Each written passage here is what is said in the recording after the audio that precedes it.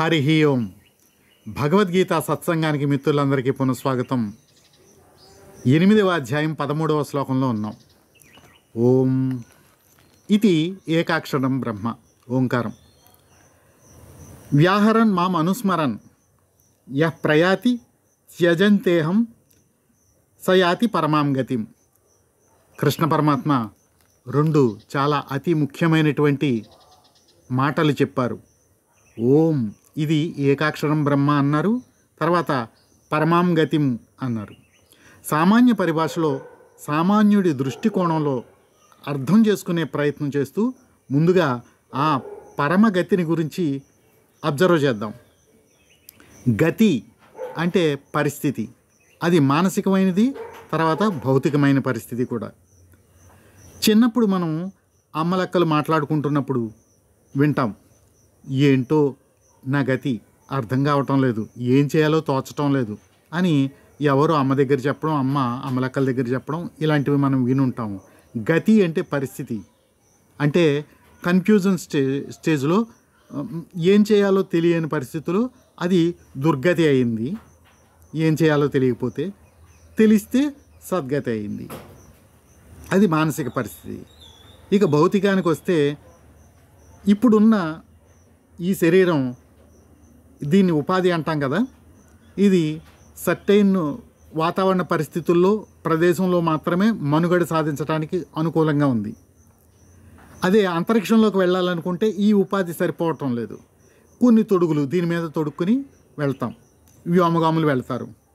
నా బోటి సామాన్యుడికి ఆ తొడుగులన్నీ తొడిగేసి అంతరిక్షంలోకి పంపించేశారనుకోండి, అప్పుడు అంటాను నా గతి ఏంటో అర్థం కావడం లేదు అని.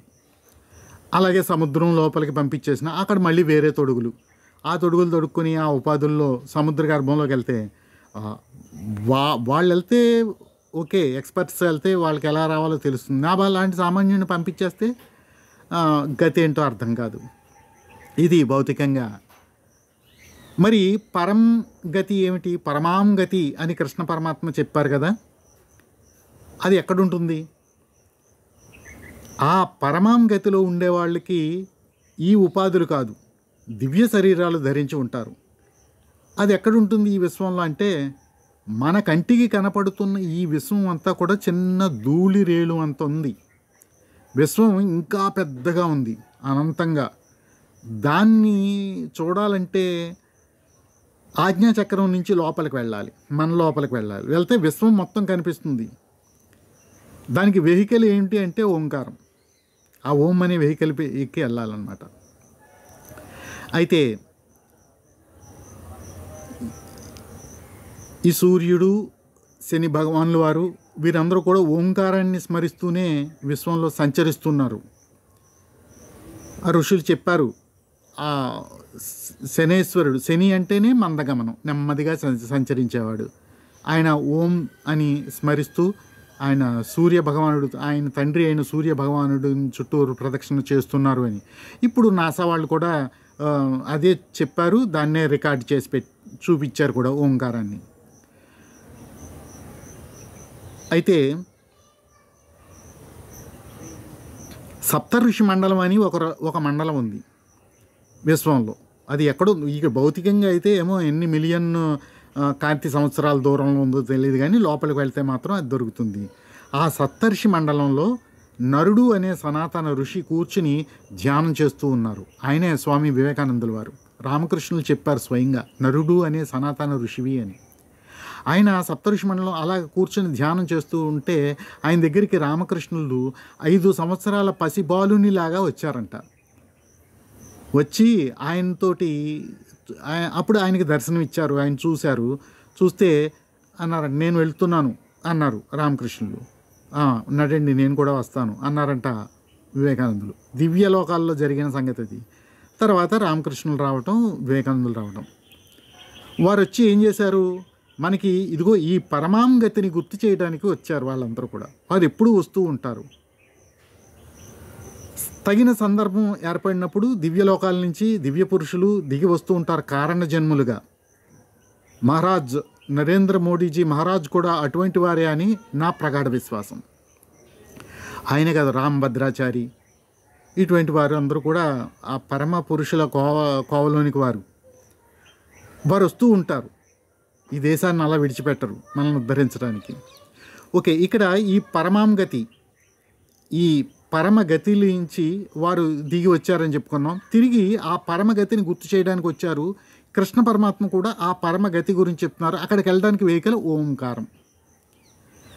ఆ ఓంకారాన్ని అనుస్మరణ చేయాలి నిరవధికంగా. ఎప్పుడు? అంత్యంలో అని చెప్పారు. అయితే ఇప్పుడు చేయలేమా? ఇప్పుడు చేస్తాం. ఎంతవరకు అంటే ఆ గుమ్మం వరకు వెళ్ళడం వరకే, ఆజ్ఞాచక్రం వరకు వెళ్ళడం వరకు. ఆ ఓంకారానికి ఒక మంత్రాన్ని జోడిస్తాం. మంత్రం అంటే ఓంకారంతో స్టార్ట్ అవుతుంది. ఓం అంటే చైతన్యం, తర్వాత ఒక బీజాక్షరాన్ని యాడ్ చేస్తాం, తర్వాత భగవన్ నామాన్ని కలుపుతాం, తర్వాత నమః అంటాం. అంటే I bow my self to the divinity in you అని ఆ పరదేవతకి మనం సవినీయంగా నమస్కరించడమే నమః. ఈ మంత్ర జపాన్ని చేస్తాం. ఓం విఘ్నేశ్వరాయ నమః, ఓం నామో నారాయణాయ, అలా ఏదో ఒక మంత్రాన్ని. మేము రామకృష్ణ సమితుల్లో, మిషన్స్లో అయితే ఓం హ్రీం ఋతం త్వమచలో గుణజిత్ గుణేజ్యః అంటాం. అది ఆ సంకలనం ఎవరు చేశారంటే స్వామి వివేకానందులు వారు చేశారు. ఆరాత్రికంలో చెప్తూ ఉంటాం. ఓం అంటే ఆ చైతన్యము, హ్రీం అంటే శక్తి, త్వం అచలో నీవు అచలుడువు, గుణజిత్ గుణేజ్యః గుణాలని జయించినవాడువు. ఇవన్నీ కూడా అమ్మవారికి చెప్తాం, గుణాశ్రయి గుణమయి అని. దాన్నే రామకృష్ణులకి అపిలికపులు చేస్తాం. ఎందుకంటే రామకృష్ణులకి అమ్మవారికి భేదం లేదు, వారొకరే. అలా ఒక్కొక్కరు ఒక్కొక్క మంత్రాన్ని, ఏదో ఒక ఇష్టదైవ మంత్రాన్ని, గురువు ఇచ్చిన మంత్రాన్ని అలా చేసి దాంతో మనం అదిగో ఆజ్ఞాచక్రం వరకు వెళ్ళగలుగుతాం. అక్కడ అమ్మవారు ఉంటుంది, మనల్ని పరిశీలిస్తుంది, మన గుణాలని పరిశీలిస్తుంది. మనం ఏ గుణం వేసుకుని వచ్చామో ఆ గుణానికి సంబంధించిన ఒక ప్రోగ్రాం ఇచ్చి మళ్ళీ వెనక్కి పంపిస్తుంది. మనం పుణ్యం చేసుకుని వస్తే ఆ పుణ్యాన్ని కొన్ని వేల రెట్లుగా అదృష్టంగా మార్చి మనకిస్తుంది. మనం అక్కడితో సంతోషపడిపోయి మళ్ళీ వెనక్కి వచ్చేస్తాం, ఎదరికి వెళ్ళడానికి సాహసం చెయ్యం. కానీ ఒకళ్ళు చేస్తారు, యోగులు చేస్తారు. వారు ఏం చేస్తారంటే అప్డేటెడ్ పుణ్యపాపాలు రెండింటినీ ఆ గంగానదికి విడిచిపెట్టేసి అక్కడికి వెళ్ళి నుంచుంటారు. ఆమె గనక సంతృప్తి చెందితే దుర్గామాయి, కాళీమాయి, మహామాయి, విష్ణుమాయి ఆవిడ సంతృప్తి చెందితే లోపలికి పంపిస్తుంది. అప్పుడు ఇంకా మంత్రం ఉండదు.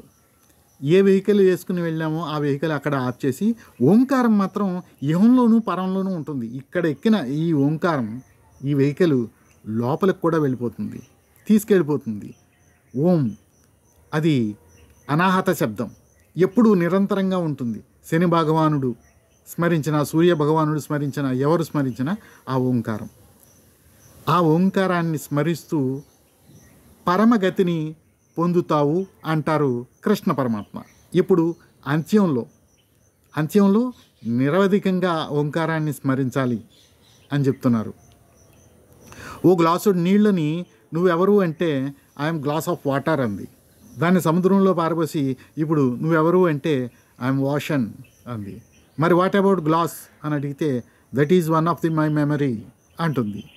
ఇంకా ఏం మెమరీస్ ఉన్నాయి నీకు అని సముద్రాన్ని అడిగినప్పుడు నది కూడా ఒక మెమరీ నాకు అంటుంది. పెద్ద నది, అది కూడా ఒక చిన్న మెమరీ, గ్లాసులో వాటర్ కూడా ఒక చిన్న మెమరీ. అలాగా పరమగతిని పొందిన ఆ బ్రహ్మానికి నువ్వు ఒక మెమరీ, నేను ఒక మెమరీ. మన అసలు తత్వం ఎక్కడ ఉందంటే ఆ పరమగతిలో ఉంది. మనందరం ఒక్కటే, పరమాంగతి. అయితే యోగులు ఆ పరమగతి నుంచి ఒక కార్యాన్ని మీద వేసుకుని కారణ జన్ములుగా వస్తే మనం కూడా అలాగే వచ్చాం. కానీ వచ్చిన తర్వాత తిరిగి వెళ్ళడం మర్చిపోయాం. ఇక్కడే ఈ గుణాల్లో మెర్జ్ అయిపోయి బందీలమైపోయి ఇక్కడే ఉన్నాం.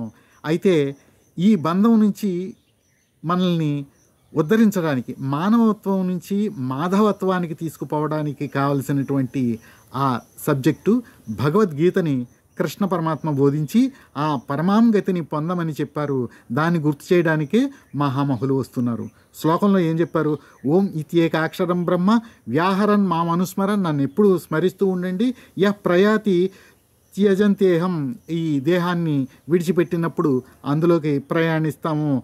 సయాతి పరమాం గతిం, అది పరమగతి అని కృష్ణ పరమాత్మ చెప్తున్నారు. జై శ్రీరామ్, జై శ్రీకృష్ణ. వచ్చే వీడియోలో వచ్చే శ్లోకం గురించి చర్చిందాం.